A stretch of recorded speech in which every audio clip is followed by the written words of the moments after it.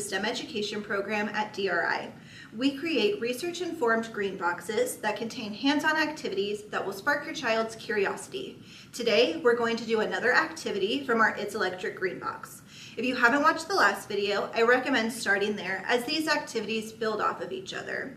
You will see that your child has more recognition about a topic if you use scaffolding for their learning. Please watch this video alone and then complete the activity with your child.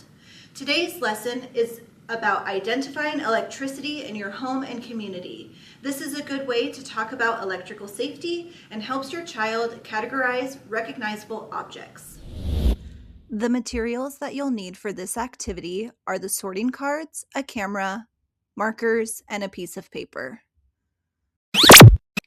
And the vocabulary for this lesson is electricity.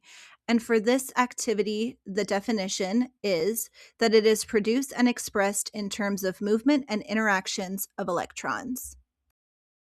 And now that you have the materials and the vocabulary for this activity, it's time to play an electricity sort game. You can find the cards for this game on our website. The goal is for your child to make connections about items that use electricity and those that don't. Go through the deck and ask your child to identify the items that use electricity and those that don't. After they answer, have them explain why that item uses or doesn't use electricity. Keep the conversation going as you play the sorting game and ask your child these questions.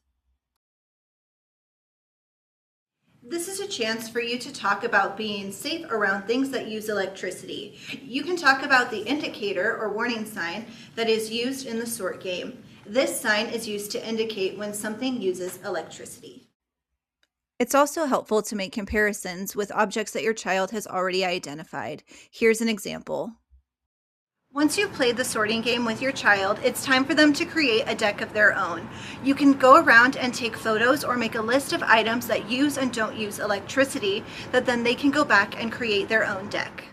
There are a couple of options that you can use. The first option is to print out the photos that were taken and assist your child in spelling the word of the item on the back or bottom of the photo. The second option is to ask your child to use a piece of paper and have them decorate their own deck of cards in a game. Assist them in writing the names of the object at the bottom. This will allow your child to recognize letters and practice writing them. Now that you have your own electricity sort cards, you can play the game again and again. Next time you play, encourage your child to ask questions and find the category that each item goes into. This will enhance your child's oral language skills and will allow them to sort by characteristic. We hope that you enjoyed this video and look forward to seeing the electricity sort cards that your child creates. You can share the cards with us on our Instagram, and we also have a survey in the description box below. Please feel free to fill that out after doing the activity with your child. We'll see you here next week for another electricity video.